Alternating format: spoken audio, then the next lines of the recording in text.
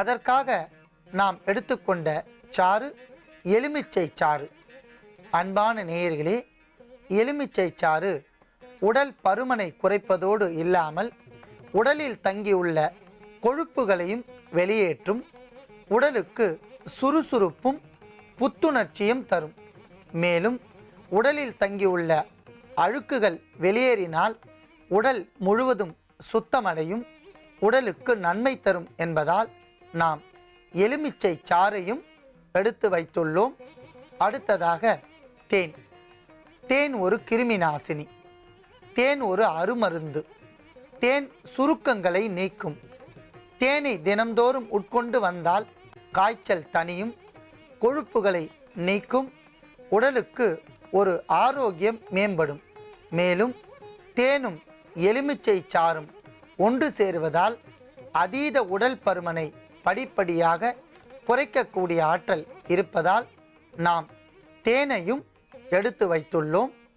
அன்பான நேயர்களே, நாம் உடல் பருமனை குறைப்பதற்கான மருந்தை செய்ய போகின்றோம். அதற்காக 100 மில்லி நீரை நன்றாக காய்ச்ச வேண்டும்.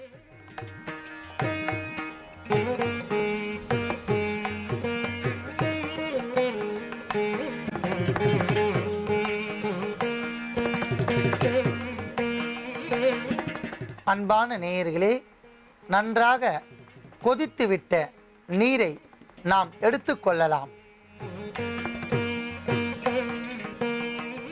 இப்பொழுது முதலில் எலுமிச்சை சாறை மட்டுமே சேர்க்க வேண்டும். நிறைய நேயர்கள் நேரடியாக வெந்நீரில் தேனை சேர்க்கின்றனர். அதை உட்கொள்வது தவறானது. கண்டிப்பாக எலுமிச்சை சாறை சேர்த்த பின்பே தேனை சேர்க்க வேண்டும். ஆகையால் ஒரு தேக்கரண்டி எலுமிச்சை சாறு,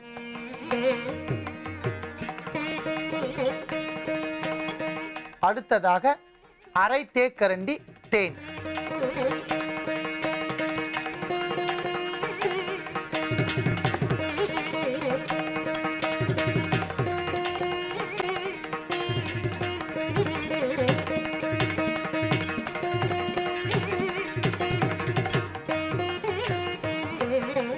அன்பான நேயர்களே, அற்புதமான இந்த கலவை, இனிப்பு புளிப்பு சுவையுடைய இந்த கலவையை அதீத உடல் பருமன் என்கிற நோய் உடையவர்கள் தினந்தோறும் மாலை வேளை ஒரு வேளை மட்டும் உணவிற்கு பின்பு பருகி வந்தால் மிக சிறந்த நன்மை ஏற்படும்.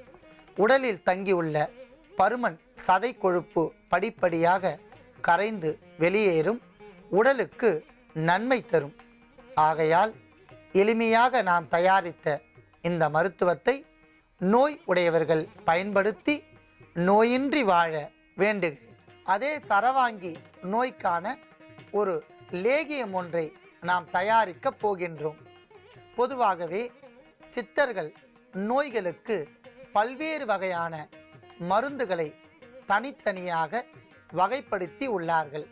சிலருக்கு தீநீர், ஒரு சிலவற்றைக்கு தைலம், ஒரு சில நோய்களுக்கு லேகியம் போன்றவற்றை தயாரித்து உள்ளார்கள்.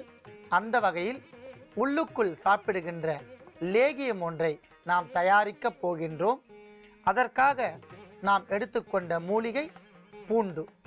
சரவாங்கி நோயினால் வாயுக்கள் உடலில் அதிகரித்து நரம்புகள் பாதிக்கும். அந்த வாயுக்களை பரிபூரணமாக சரி செய்யக்கூடிய ஆற்றல் பூண்டிற்கு இருப்பதால் நாம் பூண்டையும் எடுத்து வைத்துள்ளோம். அடுத்ததாக நாம் எடுத்துக்கொண்ட பொருள் ஜீரகம். உள் உறுப்புகளை பாதுகாத்து அற்புதமான முறையில் சரி செய்யக்கூடிய ஆற்றல் ஜீரகத்திற்கு இருப்பதால் நாம் ஜீரகத்தையும் எடுத்து வைத்துள்ளோம். அடுத்ததாக நாம் எடுத்துக்கொண்ட பொருள் நாட்டு பசும்பால். நேரடியாக பூண்டை பயன்படுத்தாமல் நாட்டு பசும்பாலில் வேக வைத்து பயன்படுத்தினால் அதீத மருத்துவத்தன்மை கிடைக்கும் என்பதால் நாம் நாட்டு பசும்பாலையும் எடுத்து வைத்துள்ளோம். அடுத்ததாக நாம் எடுத்துக்கொண்ட பொருள் நாட்டு பசுனை. லேகியம் செய்வதற்கும் லேகியம் நீண்ட காலம் கெடாமல் பாதுகாப்பதற்கும் நாட்டு பசுனை பயன்படும் என்பதால் நாம் நாட்டு பசுநெய்யை எடுத்து வைத்துள்ளோம். அடுத்ததாக நாம் எடுத்துக்கொண்ட பொருள் ஏலக்காய். வயிற்று உப்பசங்களை தணிக்கும், பொருட்களில் உள்ள மருந்து பொருளை அதிகப்படுத்தும் என்பதால் ஏலக்காயும் நாம் எடுத்து வைத்துள்ளோம். அடுத்ததாக நாம் எடுத்துக்கொண்ட பொருள் தேன். லேகியத்தில் சேர்த்தால் நீண்ட காலம் கெடாமலும் சுவை உள்ளதாகவும் இருக்கும் என்பதால் நாம் தேனையும் எடுத்து வைத்துள்ளோம். அடுத்ததாக நாம் எடுத்துக்கொண்ட பொருள் அக்ரஹாரம். இரத்த சுத்தி, உடலில் இருக்கக்கூடிய நோய்களை வெளியேற்றும் என்பதால் அக்ரஹாரத்தையும் எடுத்து வைத்துள்ளோம். அடுத்ததாக நாம் எடுத்துக்கொண்ட பொருள் ஜாதிக்காய். எண்ணெய் பிசுபிசுப்பு உள்ள ஜாதிக்காய் மிக சிறந்த நரம்பு வாதத்தை போக்கும், எலும்புகளுக்கு பலம் தரும் என்பதால் ஜாதிக்காயும் நாம் எடுத்து வைத்துள்ளோம். அடுத்ததாக நாம் எடுத்துக்கொண்ட பொருள் ஓமம். ஓமம் தீநீராக்கி தந்தால் உடலில் உள்ள நச்சுக்களை வெளியேற்றும். மருந்து பொருளோடு சேர்த்தால் உடலெங்கும் இருக்கக்கூடிய வியாதிகளை சரி செய்யும் என்பதால் நாம் ஓமத்தையும் எடுத்து வைத்துள்ளோம். அடுத்ததாக நாம் எடுத்துக்கொண்ட பொருள் லவங்கப்பூ. லவங்கப்பூ அதீத காரத்தன்மையும் நறுமணமும் உள்ள அற்புதமான ஒரு மூலிகை. இதை பயன்படுத்தினால் உடல் பகுதியில் இருக்கக்கூடிய வலிகள் பறக்கும். ஆகையால் நாம் லவங்கப்பூவையும் எடுத்து வைத்துள்ளோம். அத்தனை பொருட்களையும் கொண்டு நாம் சரவாங்கி என்கிற நோய்க்கான லேகியம் ஒன்றை செய்ய போகின்றோம். முதலில் பூண்டு பற்களை நன்றாக தோல் உரித்து பசும்பாலில் வேக வைத்து எடுத்து அரைத்து கொள்ள வேண்டும்.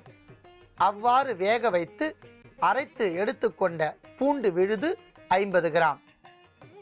அடுத்ததாக தேனையும் நாட்டு பசுநெய்யும் தவிர்த்து மற்ற மூலிகை பொருட்களை அனைத்தும் சமன் எடை 5 கிராம் அளவிற்கு எடுத்து நன்றாக தூள் செய்து அரைத்து எடுத்துக்கொள்ளவும். அவ்வாறு அரைத்து எடுத்துக்கொண்ட பொடி 50 கிராம். சரவாங்கிற்கு லேகியம் செய்ய போகின்றோம். முதலில் நாட்டு பசும்பாலில் வேக வைத்து அரைத்தெடுத்த பூண்டு விழுதை நன்றாக வதக்கவும்.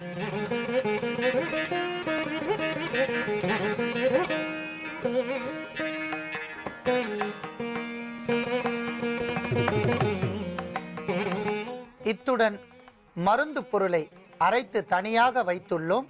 அந்த மருந்து பொருள் தூள் ஒரு தேக்கரண்டி.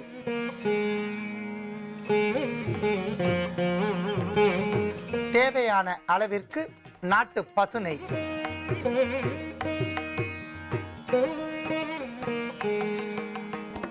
நன்றாக அத்தனை பொருட்களும் நாட்டு பசுநெய்யில் சேர்ந்து வதங்கி லேகியமாக மாறிவிட்டது. அதை நாம் தனியாக எடுத்துக்கொள்ளலாம்.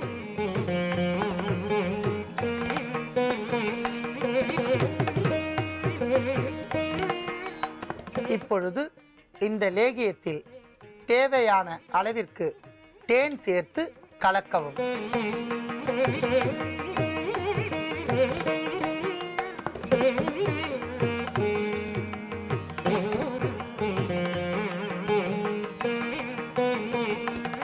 அற்புதமான முறையில் வெள்ளை பூண்டை கொண்டு நாம் சரவாங்கி என்கிற நோய்க்காக ஒரு லேகியம் ஒன்றை தயாரித்து வைத்துள்ளோம்.